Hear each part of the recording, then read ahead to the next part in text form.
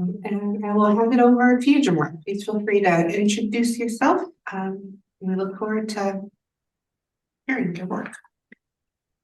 Hello, my name is Jamar Turner. I'm a DMin student. I am doing my work is in, I'm doing a DMin of a directed study DMin, where I'm looking at subversive care and womanist pastoral theology, and then particularly the care for Black men.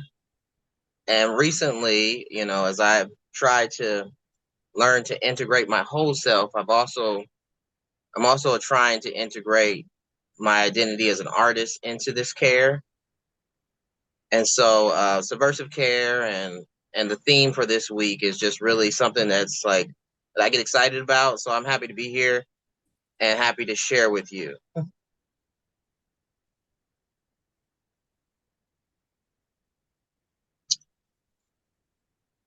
Give me 1 second. For some reason I'm having difficulty logging on to Zoom from my computer so that I can share my PowerPoint with you.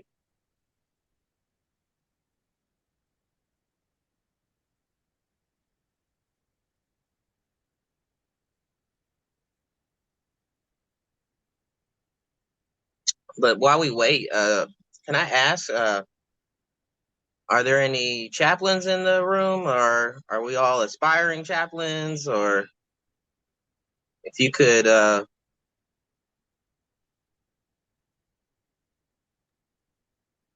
I'm Susan, and I'm aspiring. Okay, all right. This is my last year, hopefully, if I get all my work done. And so, yeah, intercultural chaplain, and hopefully eventually I'll be able to specialize with teens and young people. So Okay, have you done like CPE or anything like that? Not yet. I think I found a place. So January. And I may good do for a you. residency, so I may do it for the year, I think, but we'll see. Nice to meet you. Nice to meet you too. I've done 2 residencies of CPE and an internship, so I think it's definitely a powerful tool for whatever ministry you desire to go into. Yeah. Anyone else? Chaplains? Aspiring? I'm Aishi. I'm an aspiring chaplain and hope to work with veterans in moral injury. And I have not yet done CPE, trying to make that happen in my city. Okay. Yeah. I think a good chunk of us are aspiring, though some portion of us have done CPE, some of us haven't. I myself haven't. I'm really glad to hear you speak more, Jamar. I saw your symposium presentation, really loved it. So yeah, thanks for joining us. Oh, Jamar, you're muted now.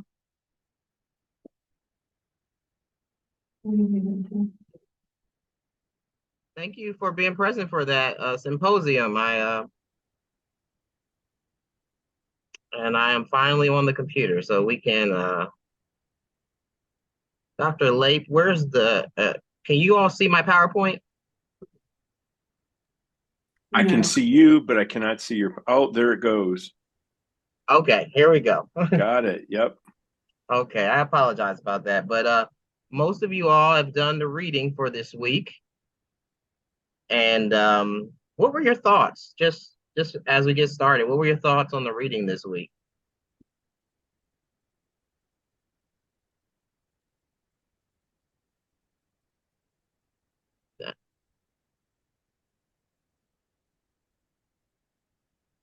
Anybody have any immediate thoughts about the reading this week?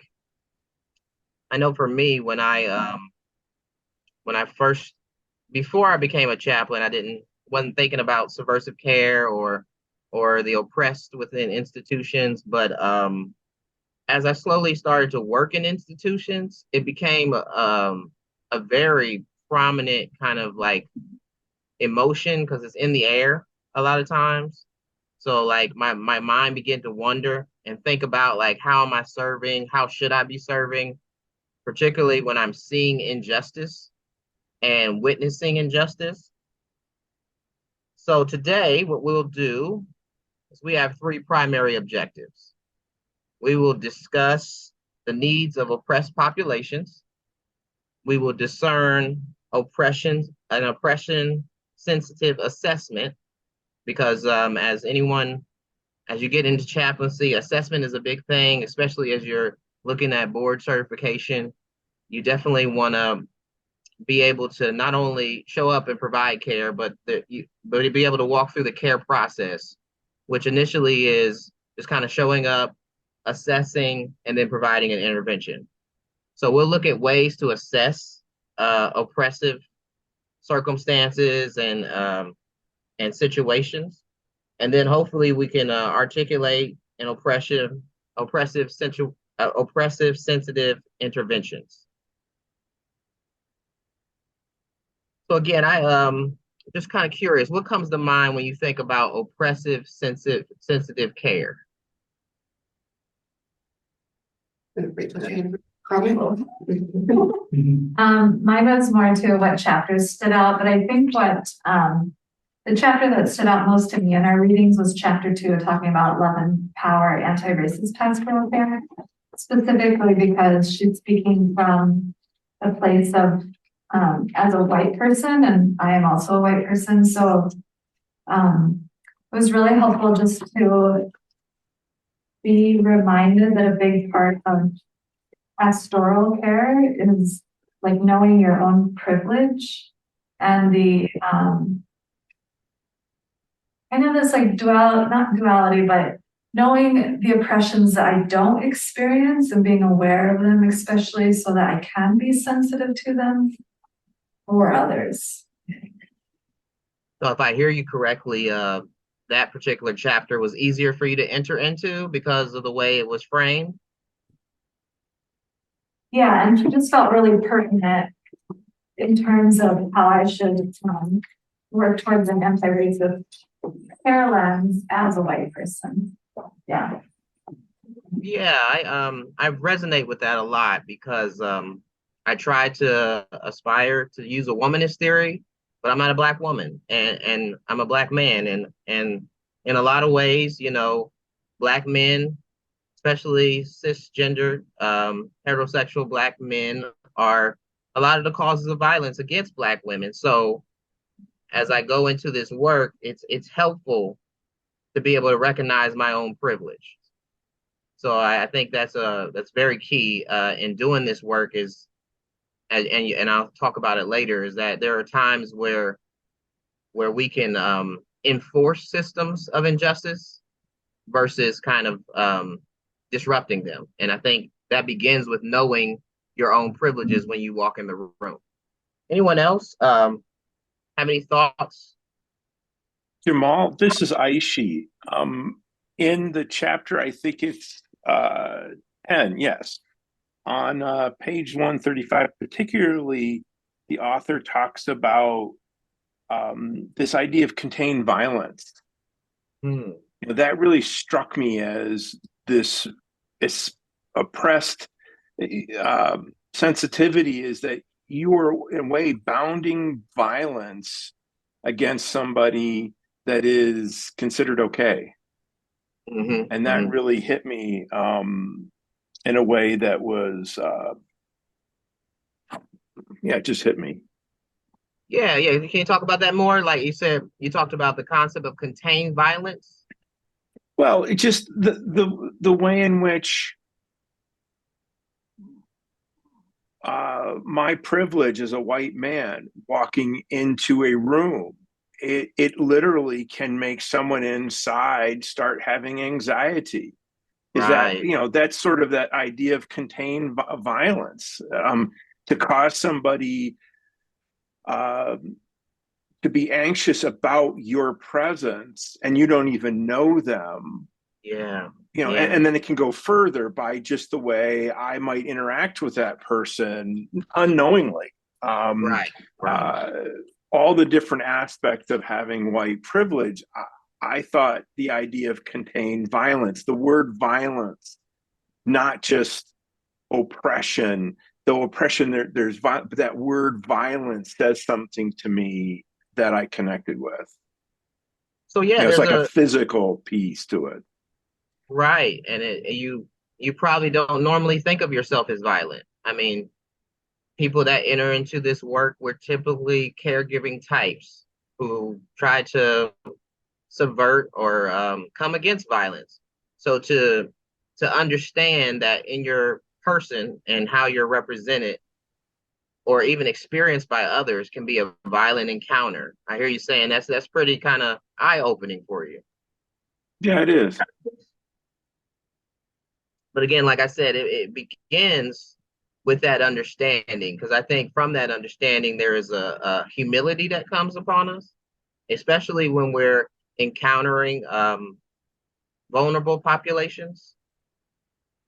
So I mean, I think I don't know, like as uncomfortable as it is to think of ourselves as vessels of contained violence, at the same time, it's such a necessary thing if we're going to enter into this work. So thank you for sharing that. Anyone else? Certainly welcome. Thank you. Yeah, I see Emily and Watkins' hand. I'll pop in to just say that I think in noticing like intersectional or like privileges and oppressions, and especially for me, noticing whatever privileges I have, that the more I educate myself, the more calculated I can be and like hopefully offer better care. But one takeaway that I have to really practice is the like white supremacy inherent in trying to like get it perfect and get it right, and being willing to take a risk at getting it wrong, and engaging on a human level instead of a real like instead of tokenizing people for their intersectionality, stuff like this. Right. And I think, yeah, just being able to take a risk, like even when you first ask a question, like, what are your thoughts? Everybody's like, ooh, we're talking about oppression today. Okay. Yeah. I just, I want to be somebody who takes a risk and gets it wrong and is humble when I do, and then engages that in my learning so I can provide better care. Yeah. Thank you for sharing that. I'm just thinking about the previous comment. If I show up as a container of violence, then how in the world do I attempt to provide care in that element? And you mentioned something very important, which we talked about at the symposium this week, was talking about analysis paralysis, just the ways in which, we can be so in our heads, wanting to get things right that we never do anything. But then you also mentioned something, the tokenism of it all, in chaplaincy, in my experience, there is the situation where not all patients are our patients. And I work in a hospital context, so forgive me if I speak in hospital language. Not all patients are our patients. So we have the option to refer when we feel like something is out of our league or outside of our scope. But at the same time, what you're saying is that can become a form of tokenism. I can only refer if I feel uncomfortable around Black people. If I feel uncomfortable about trans people, I can always refer to the LGBTQ or the African American chaplain, which then becomes a form of violence in of itself, right? So thank you for pointing that out. So let's talk about the care needs. I think we had two. Let's go to Watkins been waiting for a little bit. Okay, thank you. Can you do that? Because I can't see anybody raising their hand. Hi, thanks for being here, Jamar. I think this was what came up to me in response to the question about the reading, but I think also is an answer to this question, like what comes to mind when you think about oppressive sensitive care. And on page 134, when author says it has seemed unimportant to address the question of the social forces that conspire to precipitate the symptoms in the first place and how these forces prohibit or diminish optimal functioning of productive living. And I think that's one thing that really comes to mind is that like, I've spent a lot of time working in nonprofits, and I feel like there's a similar sort of vein there where it's like, there's this idea of like providing immediate care, but without ever like, addressing like the systems of oppression and violence that allowed such injustices to exist in the first place. And so for me, I think that's like a really crucial part of it, because I feel like without that aspect of care, then you're just deepening the potential for further wounding. Right, right. No, absolutely. Because I think not only are we contained violence or vessels of contained violence, but the institutions in which we serve are vessels of contained violence. So yeah, if we're not actively disrupting the violence that our institutions cause to those that are vulnerable within them, then we're absolutely participating in the violence that they receive and not the care they should receive.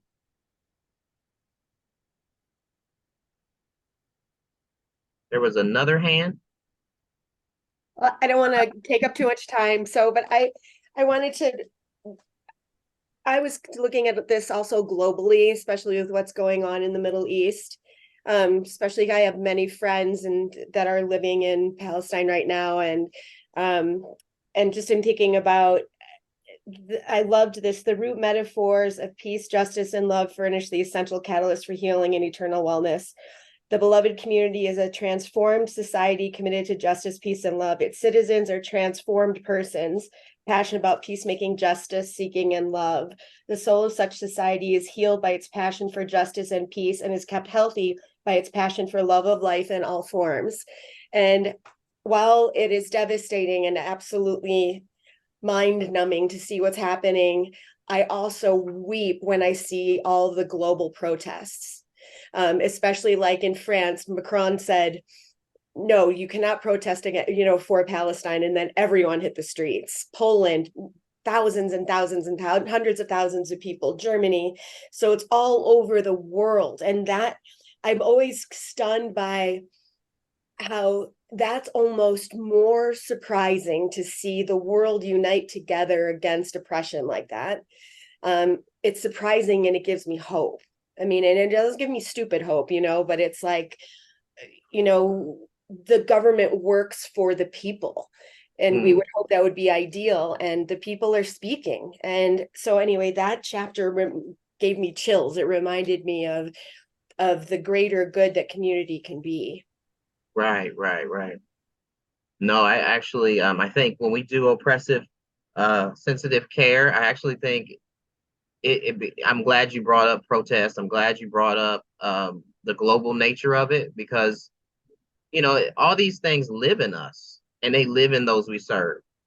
And hopefully throughout this presentation, if there's nothing else you receive, I want you to know that, at least I think, that oppressive sensitive care cannot only happen in the patient encounter. It has to happen in the streets. It has to happen in the voters' ballot. It has to be a lifestyle that you adopt.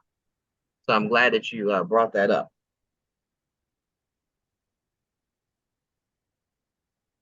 Are there any more hands up before I move forward?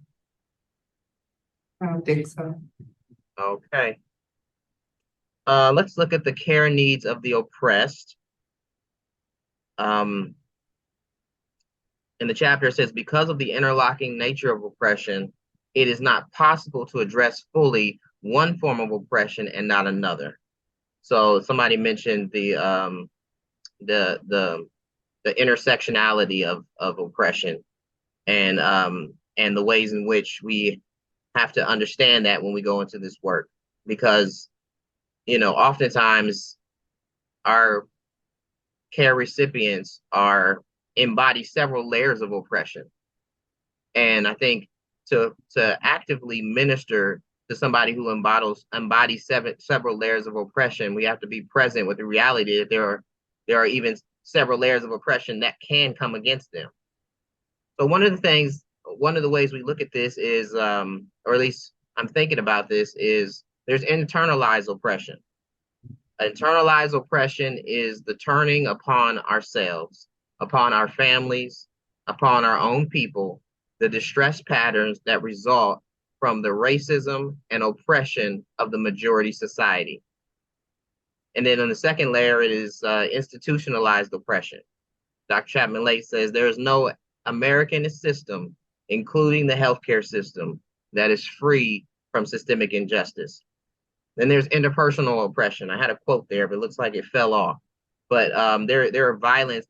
We talked about being contained vessels of violence. There's violence that happens between us and interpersonally. And I think just as oppression can happen on these layers, liberation can also happen on these layers. You know, we can have an internalized liberation, which I think sometimes as listeners and supporters of people, we provide them the space for that. And then taking a class with Dr. Chapman Lake now, and a couple weeks ago, we were talking about how do we change culture? How do we affect our institutions in particular ways? How do we turn them into intercultural spaces? You know, kind of coming against the violence that they perpetuate against those on the inside of them. And then there is my personal duty. We talked about understanding privilege and understanding the violence that we can inflict against others. Now I want to shift gears a little bit, because thinking about assessment, how do we assess oppressive sensitive care, and then what can we do about it, especially in our roles as chaplains? That's why I love the midwife analogy, because I think it's so fitting. The midwife analogy is so fitting because it essentially talks about it is an embodiment of someone who's trying to facilitate liberation in a system that is working against them. So as we look at this assessment tool is originated by Dr. Dani Bahuro. She is a CPE educator. If you are looking for online CPE from an African American, she does it from an African standpoint, and she does primarily online. She runs the Sankofa Institute. I'm just going to give her a good plug right now because she does great work, and she's written this wonderful book, Spiritual Care in the Age of Black Lives Matter. But one of the things that Dr. Bahuro and I have talked about is this model of the self that she comes up with. And I think the primary task of oppressive sensitive care is honoring people's whole selves. Therefore, as professional chaplains, we must be able to assess the needs in a comprehensive way. I think sometimes, you know, given the privilege and given that most of these American institutions are white supremacist institutions, sometimes European models don't always assess the whole selves of people. So I appreciate Dr. Bahiro's model because it assesses the whole and total person. And I think also this model sets out to come against kind of a religious way of doing ministry that can also be harmful. So I think she's addressing two problems in the way we assess needs, as one, Americans, and other, and secondarily as those that are religious and spiritual. Dani Bahiro's model of the self, it begins with the S, which is the social needs of bodies. Here, the assessment is of bodies, their physical and their social needs. We do this by providing psychological resources, doing a community needs assessment. There are things you have to know in order to provide for someone socially, and that is how many domestic violence shelters are located near your organization? How many LGBTQIA advocacies or resources are there that surround the neighborhood? We have to know the ecosystem and the environment that our institutions reside. When I was in CPE, my final unit, my 5th unit, we did a social justice unit. And during that unit, we did an analysis of gentrification that was surrounding our hospital and the ways that was impacting our patients. we have to know what's going on in the communities that surround the institutions we reside in if we're going to provide an adequate analysis or assessment of the social needs of the bodies we serve. Part of the reason and this is just me on my soapbox, but part of the reason the world does not appreciate spiritual people is because we have prayed for people and refused to feed them. So what Danny Bahiro is saying is that let's start with the social needs. You look in this model, faith needs are at the end. It begins with the social needs, that you have to feed someone before you pray for them, before you provide ritual, before you bring in a faith rep. If they're hungry, they can't hear or receive those other interventions. Secondarily, is the E, which are the emotional needs. And a lot of times, I'll just talk about my own practice. When I'm talking with someone, the social needs come up. We'll be talking about fatigue in the hospital, what their home looks like, what their relationships look like. I worked I had the privilege of working in Talbot Hall in our hospital, which is an addiction recovery unit. And, a lot of the clients our patients were talking about the violent relationships they were involved in. And then, in the same hospital, which was particularly an African-American hospital, I had to go and check the 8th floor every day because the 8th floor was where people were being discharged, but I had to assess for homelessness. Essentially, that was my whole job, to make sure that when they left the hospital, they had someplace to go. Because as you know, if you have any type of illness, homelessness is only going to exacerbate that. So the E is the emotional needs of patients, or we care for the minds of people. We care about their existential concerns. Monica Williams says racial trauma is PTSD. There is sexism trauma, there's transphobia trauma, there is classism trauma, and the people that we serve are all experiencing these types of traumas.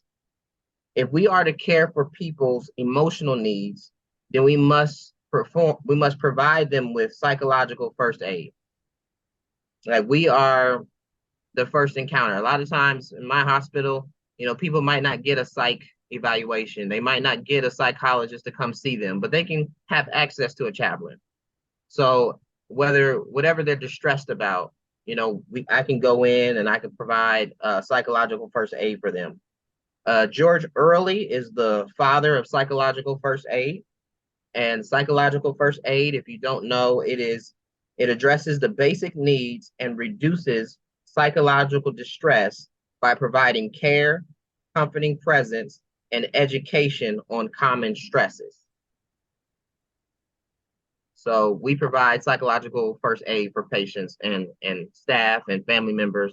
Then there's the L, life, meaning, and purpose. Every time I think about this L, I think about the time that I served in a prison. And, there would always be a prisoner, when I get out, I want to do this. I want to write a book. I want to, be in my daughter's life. I want to do this. And we get the opportunity to uphold and contain that. Life, meaning, purposes. We ask people to engage in Socratic reflection. We are a sounding board that creates a sense of hope for them. Sometimes people don't know the hope that they contain until they can speak it out loud to someone.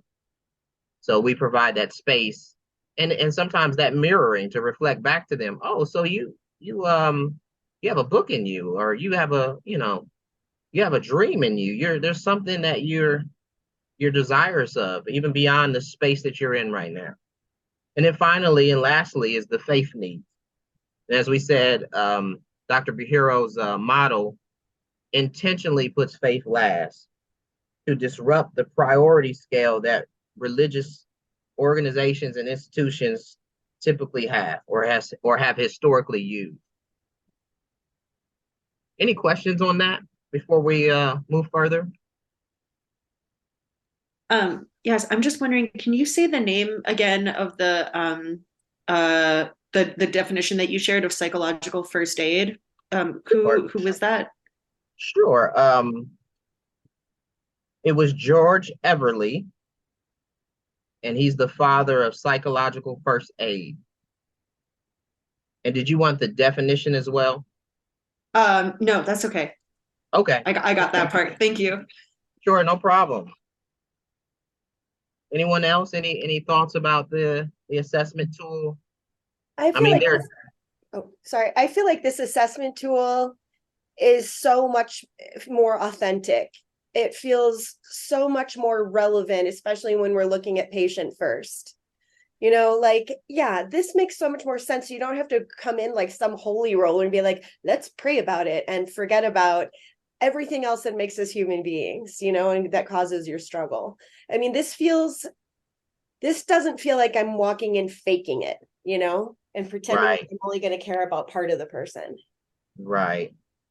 No, I think this model, I love this model. I wish I had this model when I was a pastor, because I think churches should run off of this model. Like, I mean, yeah, it just, and a lot of times people's spiritual distresses come out of their social needs, their emotional needs, and their life meaning and purpose needs. So it's like, how can you even address a faith need if you don't have a full understanding of those other needs? You know, a lot of times we talk about people through faith questions. You know, is my illness or crisis a punishment? Is it a test that I must win? I work in the James Cancer Hospital in Ohio, at the Ohio State Wexner University, and beat cancer, fight cancer is a prominent theme, but not everybody wins.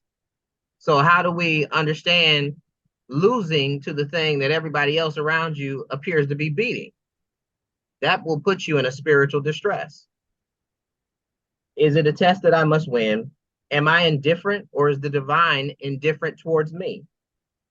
Dr. Bihiro says, as chaplains, it is our task to help people understand the divine within them.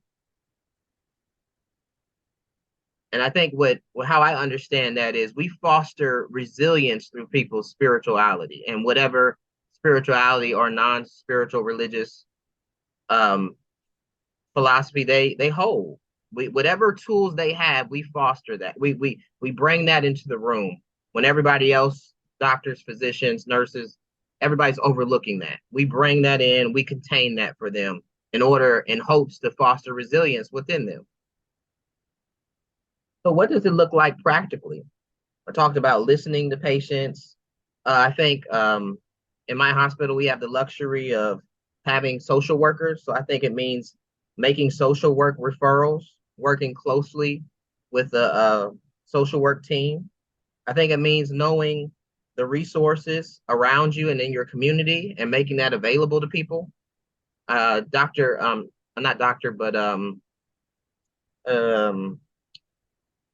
Reverend, I can't think of her name right now, but she used to be an advisor at United, and she was a chaplain in the hospital, and she would provide patients with little black books so that they could write down everybody they encountered. Her fear was that people were being talked to and they weren't collecting information in ways that they could make adequate assessments about their own care. So she provided them this resource that could help them kind of strategically contain all the information they were receiving. Like just sometimes it's just as little as that. Next, let's look at some of the obstacles of subversive care or oppressive sensitive care. And I think sometimes, in terms of practical applications, I mentioned it before, sometimes you might have to write your council person about, you know, where is my hospital lacking? Where's my institution lacking? And what kind of resources can be allocated to that? So I think, like I said, I think subversive care not only should be embodied while you're at work, but it should be the work that continues even beyond you being at in your physical building.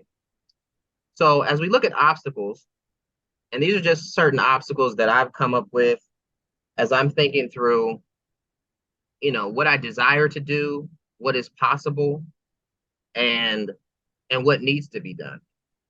And I think the first obstacle we've already talked about is historically oppressive systems do not dismantle in one chaplain encounter. They just don't. You know, these are longstanding institutions who have perpetuated violence and oppression for hundreds of years. So one chaplain encounter is not going to disrupt the entire system. But I do think, as I'm incorporating an abolitionist mindset, that the next obstacle, one chaplain encounter can further reinforce one's oppression or empower them towards autonomy. So I think that's the base step is how can we empower patients or whoever we serve in these institutions that are historically oppressive. And that can happen in one encounter. Now, the disruption of the larger system probably won't. Thirdly, as I stated, subversive care is risky and emotionally and toiling business. Again, it is a lifestyle, not just simply, I clock in, I do this work, and I clock out.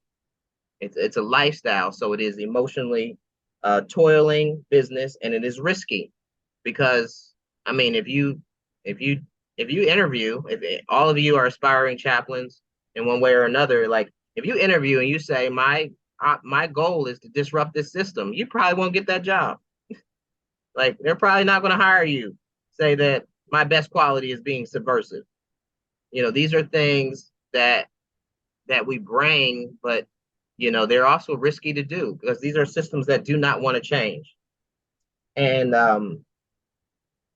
lastly, I think that one also fell off. Historically oppressive institutions are resistant to change. They will not welcome this ministry. So that's part of the reason that it's so risky.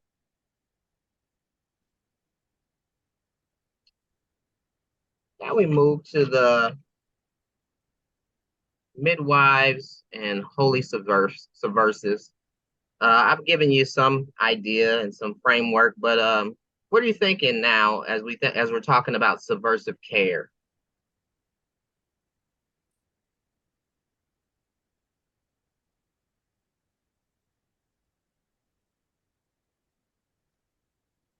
I'll pop in unless someone else has a burning thought. My gut reaction right now, is that the self-assessment tool is just getting me excited, and that I want to read that book. And one thing that when I think looking at your slides and that first chapter about the midwives being holy subversives, and that as a metaphor, and the piece from scripture about the midwives kind of being beholden to God and not the king, reminds me of how I see myself and so many of us, I think, at United and pursuing chaplaincy and even pursuing religious professionalism in whatever way in the growing secularism in our country, is that we exist in these liminal spaces, that we're not the chaplain, we're not the hospital administration, and we're not like the Pope, that we're somewhere I guess we get to both be in partnership with and relate to the people we're serving and the organizational structures that we're in, and still kind of hold our own integrity with our own kind of deep conviction and belief of the divine. Yeah. No, perfectly. We're not the Pope. We're not the director. In a lot of ways, in my experience, chaplains have to justify their space. So we're actually a lot more marginal than even those that are employed by our institutions, because we're constantly justifying our space and role and educating people on what we do. It's not like society knows exactly what we do. So, so it's even more marginal, even though we're employed by the same institution as other employees, our role is yet more marginal. And for me, that creates the opportunity for it to be more subversive as well. We'll begin with the chapter. The chapter that you all read says, midwife is a mentor who offers strategy to empower and bring about the birth. The midwife seeks to preserve health and ensure safety, attending, listening, witnessing to the process and what is emerging. Any thoughts on that before we move forward? About the midwife as a mentor, preserving health, safety. Chapter Yeah, this also, is Aishi. I'm thinking that the chaplain is also the bridge in the room between the hospital and the patient and the family, and to really work these things out, to be subversive, but recognize where the system can be subverted and where it just makes no sense, and to be real about it. So you said chaplain as bridge. Yeah. I think I'm thinking about that. Mediator comes to mind.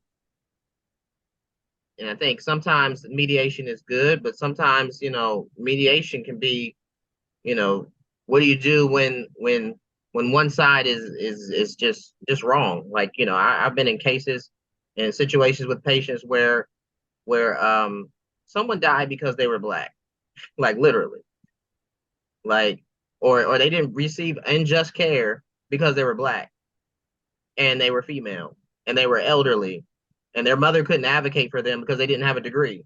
So it's like, if I'm trying to facilitate mediation, I mean, there is some mediation that I'm facilitating, but there's also some advocacy where I have to defend, hey, I'm not on the side of the person or the side of the hospital, but I'm on the side of what is just and what is liberating.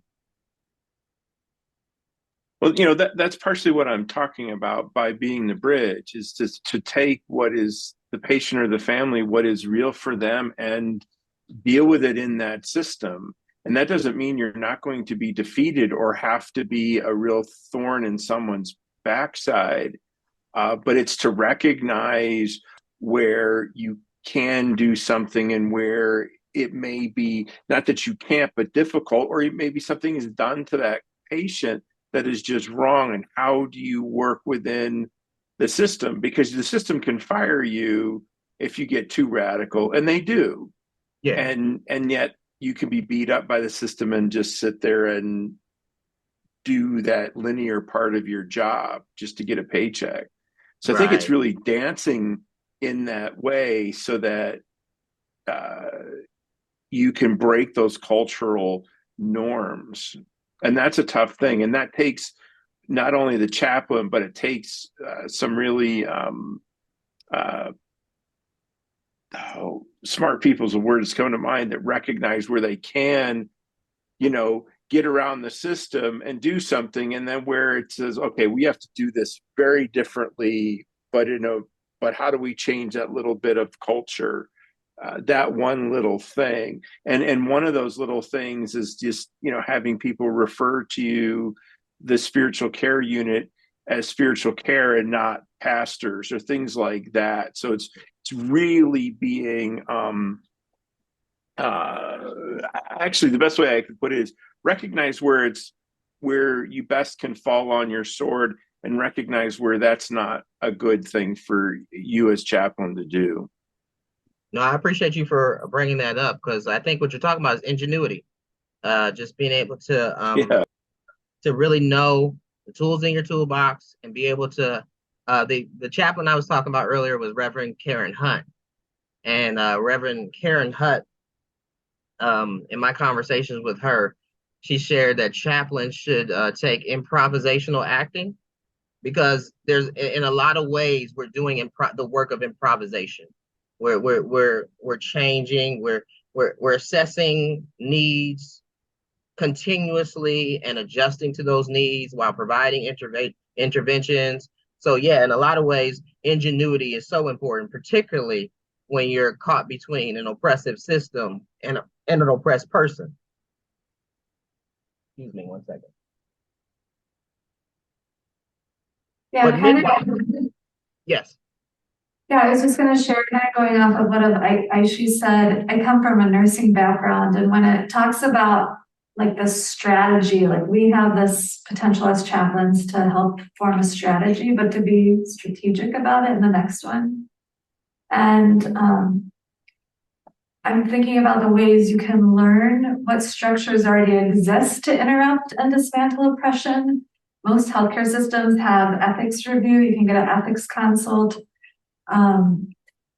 You can also help people file complaints if they've been discriminated upon in different ways. And then the other one that's kind of more nuanced, but it has me thinking because of the talk last Monday night is, what's your institution's way of saying, can we pause? Is it, I have a safety concern? Is it, something's not right? Or can we talk about this more? But finding what the cultural way is of already doing that. A lot of institutions have that, but then also like using it. No, I think you're right on point. I typically talk about the ethical consultation and being present at those, because that's so important to use what is already present, to participate in this work. So no, I thank you for raising that. Midwifing, like I said before earlier, midwifing is like the perfect image to discuss subversive care. Like, because for Black women, midwives are literally a life-saving intervention that lives within a system that is literally exploiting and murdering Black women from its conception. So it's like the perfect example when we talk about subversive care, talk about someone being in the thing but not of the thing, facilitating liberation. The role of pastoral counselor as midwife, and this comes from a book, I'll share this with you in a minute, but the role of pastoral counselor as midwife is to support, empower, and meet the counselees where they are. This allows for the counselee to transition from the state of survivor mode to thriving mode, thereby facilitating the creation of safe and sacred space that allows the counselee to get through challenging life experiences. And I think this author is the midwifing is a counseling approach. I can't think of the author's name right now, but I'll get it to you. But she raises a very important point. When you enter a space of distrust, you're in survivor mode. And as low anxious presences, we can show up and support and empower to meet people where they are, allowing them to transition from that survivor mode to a thriving mode. I had a colleague just tell me this week, he says when he was being trained as a chaplain, his supervisor told him he should never run to an encounter. He was like, because if you're running, that means you're anxious, and that means you need a chaplain. Like, you're not the chaplain, you need a chaplain. And I bring that up to say that we bring the peace to the moment. We bring the support to the moment, the tranquility to the moment, even in circumstances that aren't that, and most times it's going to be opposite of that. In folklore, the midwife is known as the conjurer or the sister conjurer. By adding sister, the conjurer, to conjurer, it humanizes the magical or superstitious figure to express the restorative potential of Black women. Midwives are empowerers by meeting people where they are, allowing their total person to be present, good, bad, or indifferent. Even as we're thinking about this term midwife, this licensed counselor brings up this image of catching the baby.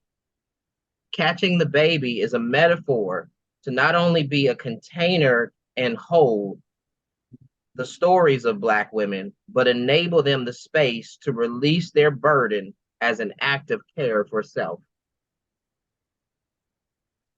The object here is to create a space of unarming, she says, helping people to deliver both. I've been present at the birth of both of my children, and I know there is never a a moment where a Black woman is more unarmored than like while they're birthing. And perhaps this is why in birthing we see great creative potential, but also deathly vulnerability. And in that tension, chaplains, midwives are most necessary. Because again, there is the potential for creativity like never before. And there's the potential for deathly vulnerability at the same time. As midwives, we allow Black women to let go of their pain, even where their pain implicates us. So we allow them to speak against the violent containers that we are. When we represent, what am I supposed to say when I walk into a room and I attempt to support an African-American woman who's abused by her African-American husband? I represent the container that's causing her pain. And because of that,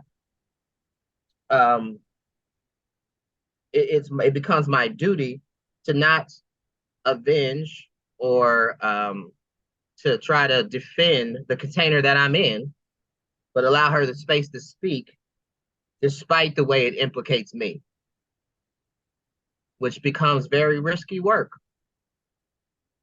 Any questions on that? We're thinking through this concept of the midwife and holy subversives.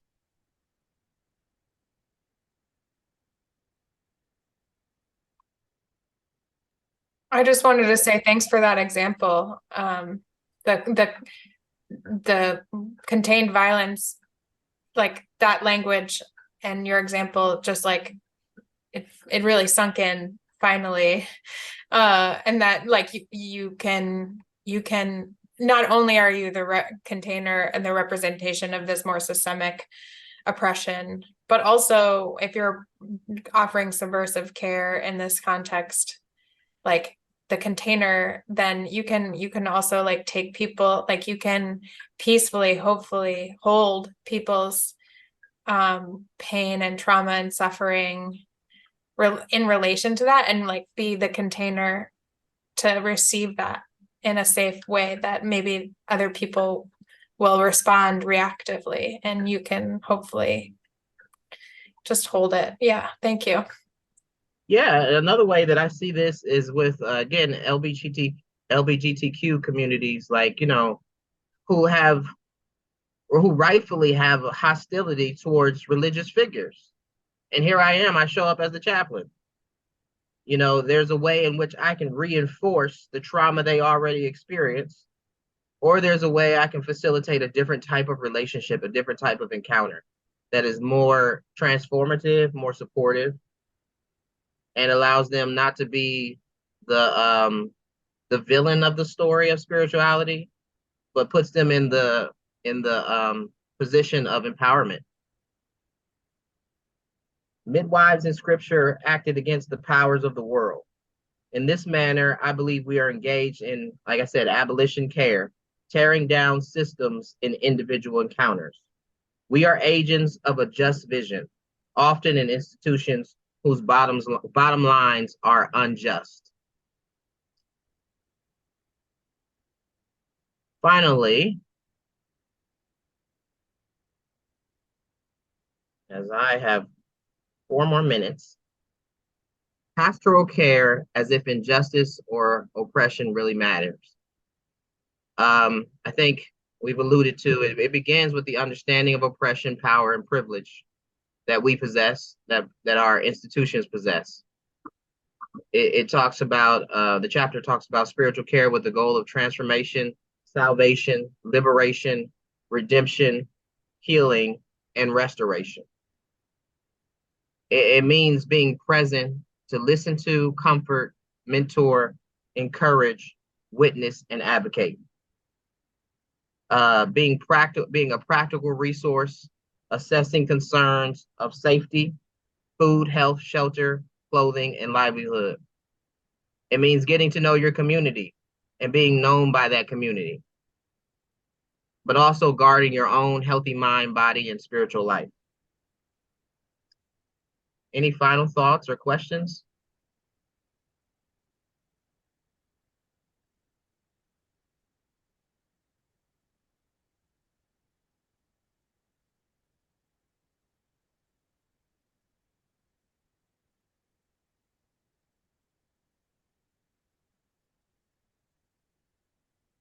Give me 1 second. Well, actually, go ahead. Jamar, I just have a question if you'd be willing to speak to any of these tenets in terms of your work as an artist, like how you're incorporating your. Oh, I thank you for the question. I think art is a language in of itself, and I found it to be a way in which people who are silenced have the opportunity to speak. I actually learned this on the medical side when the art therapists in our hospital were using art to facilitate conversation with people who had like tongue cancer and things and mouth cancer. And they actually they physically couldn't speak. But then when I went to the prison system, I learned that art can be a tool where people can kind of articulate their stresses, and they can kind of talk about the things that they can't really talk about because one, there are prison guards watching them. You know, there are implications to what they say.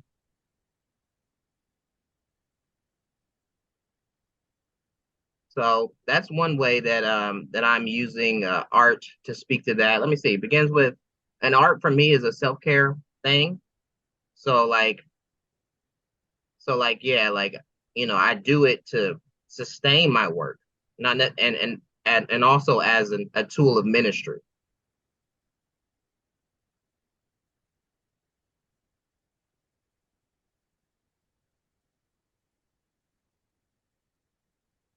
Does that answer your question? Yes, thank you so much.